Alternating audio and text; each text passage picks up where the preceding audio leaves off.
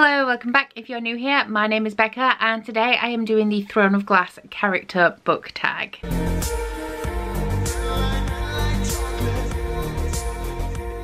So today is Kingdom of Ash Day. Happy Kingdom of Ash Day. Funny story, I asked my friend Najwa to get me the exclusive Indigo Chapters version, but I did pre-order my own hardback that matches the rest of my hardback so that I could read the book as soon as possible, because Najwa has to receive the book and then send it to me from Canada. So that's going to take some time. So I ordered my own copy and I received an email yesterday that said that it's not going to arrive until the 16th of November. What am I supposed to do until then? What am I supposed to do? Regardless, I hope you guys are all enjoying Kingdom of Ash.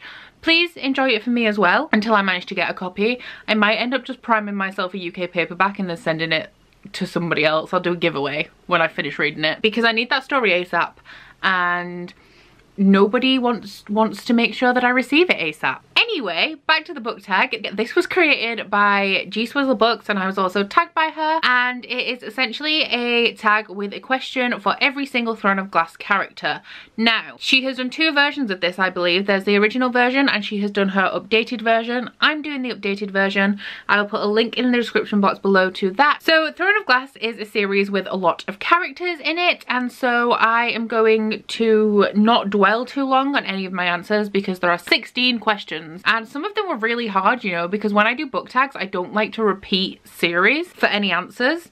And finding 16 books in which I remembered enough about a character for them to fit a question was hard. So we do have a couple of duplicates in here, but most of them are all from different fandoms, and we're just gonna get started. So number one is Selina Sarathy, a kick-ass character that had a rough start in life. For this, I've gone with the wonderful, the glorious, the gruesome Mia Corvair from Nevernight. Mia starts off life in a pretty good position. She's kind of like nobility, and then her parents are killed and she's taken in by an assassin who spends his time training her to become an assassin herself to take revenge on the deaths of her parents. Mia's badass. She's foul-mouthed, she's promiscuous, she's badass, just badass generally, and I love her. Number two is Dorian, a flirty character that you can't help but love, and for that I've gone with my favourite character from the Grisha series, and that is Nikolai Lantsov. I am so hyped for King of Scars because Nikolai was done so dirty in this series and he is perfect. He's flirty, he's charming, he's beautiful, and you know, he was just done dirty. Three, Kale, a good character with a dark and moody side. Now, like I said, I really struggled with all of these questions, so this one I'm pulling from a TV show that is based off a book, and I'm going with Damon Salvatore. Damon is brooding, he's sexy, he's a good guy, he does things a little less morally acceptable than other people, but he means well, he's loyal, he's romantic, he's a sweetheart, but he's also like painted out as the villain, which is sad. Number four is Princess Nehemia. This will contain spoilers for Throne of Glass and the Hunger Games, so if you do not want to hear those spoilers, then when I stop holding up this book, then you can come back. Number four is a character that had so much potential that was killed off too soon. And for that, I'm going with Finnick from the Hunger Games.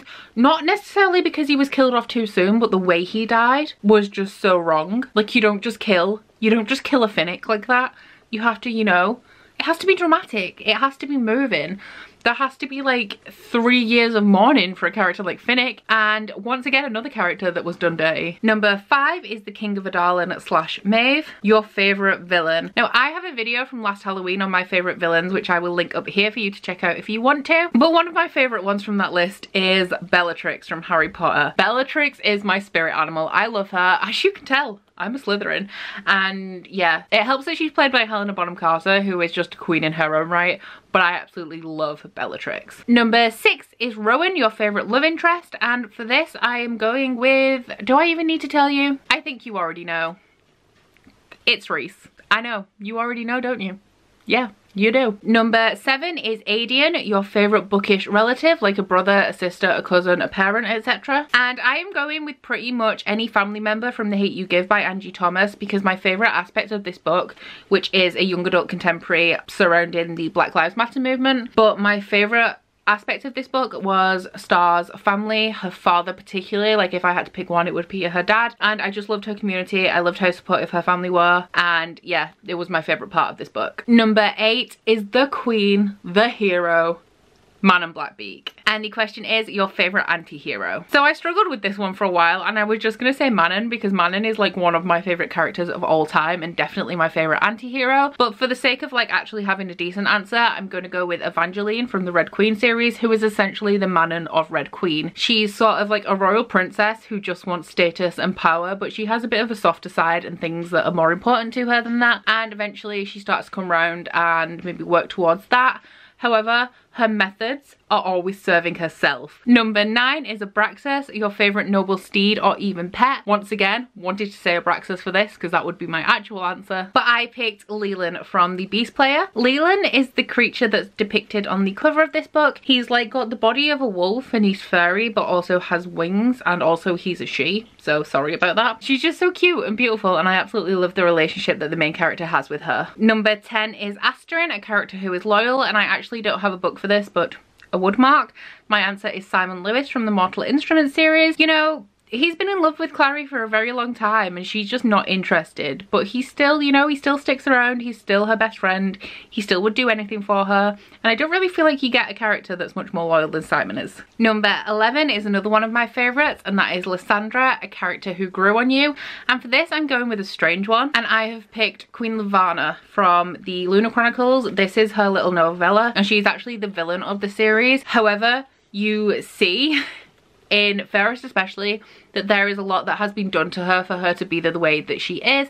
And you know, by the time I'd read this novella, I understood her and I sort of understood why she ended up as she did, and I liked her, you know. I felt sorry for her because there's nothing more endearing to me than a villain that has been through some shit and you're like, oh my god, no. The more tortured they are, the more I love them, honestly. Number 12 is a lead, a character that is always hopeful even in the worst circumstances. For this one I have Sarai from Strange the Dreamer, because Sarai's been through some stuff. She's had a pretty terrible life, but she still wants to be a good person. She still wants to be loved. She thinks that there is always a way to solve a problem without violence and bloodshed, and she just carries a lot of hope in her heart considering the way her life started out. Number 12 is Aelin, a character who has been through extensive change and character development, and for this I'm picking the other Sarah J Maas heroine, and that is Farah.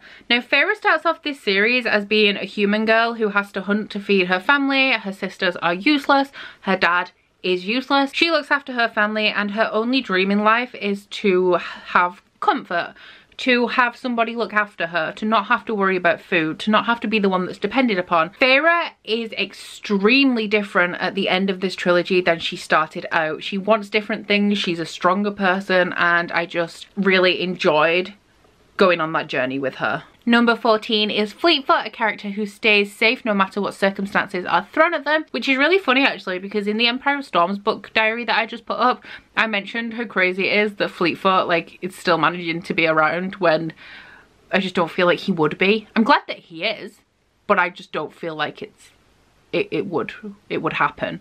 Also another character that I've just called a he that's a she. For this one I didn't have a great answer, so I went with Hazel from Saga. You know, they've been through a lot. I don't really want to spoil it, but they've been separated. They've ended up in some weird place. There's mercenaries coming after them all the time. And this tiny little baby, you know, she just still manages to stay safe. Number 15 is Lakhan, your favourite morally grey character. And this question just made me really made me wish that I'd read Vicious, because then I would have a perfect answer. So once again, I've gone for an answer that isn't grey, and I can't hold the book up because it's at the bottom of the stack now. But that is Snape from Harry Potter, because, you know, he's a double agent for most of the story. And he's horrible, but he also has this love for Lily. I know that there is an argument that Snape is an abuser. However, I haven't read the book since I was a kid, so I don't really want to be like on that train until I know for myself. But he definitely is morally grey, and once again, he's a tortured character, and that's why I kind of like him. And lastly, number 16 is Irene. Name an underrated gem of a character. And for this, I've gone with another character who was done dirty, and he's underrated for more than one reason. That character is Adrian from Vampire Academy. He was done dirty because, you know, like, he was overlooked in this series when he was the best character in the entire like 6-book series. And then secondly, he had his own spin-off series, so he wasn't underrated in that regard. Like Bloodlines follows Adrian. However, everybody prefers this series to Bloodlines, and Bloodlines is just so much better. He's not the most underrated person in the world, but he definitely deserved better. So that is everything for the Throne of Glass character book tag. I hope you have enjoyed it. Please let me know in the comments down below who your favourite Throne of Glass character is, because I would like to find out. I'm not going to tag anybody in this because I've looked at the list that G-Swizz tagged, and I'm pretty sure she covered a lot of people that I would have tagged who love Throne of Glass anyway. Regardless, I hope you're loving Kingdom of Ash. Cry for me, because I'm not. Please don't forget to like this video if you liked it, and subscribe if you want to. If you head into my description box, you'll find a link to my Goodreads, Instagram and Twitter if you'd like to follow me on any of those, as well as a link to my Bookish body butter and candle website, the Instagram for that, and a 10% off discount code. But that's it from me today. Bye! Oh, you bite your friend like chocolate. You say you will go where nobody knows, with guns hidden under our petticoats. We're never gonna quit it, no, we're never gonna quit it, no.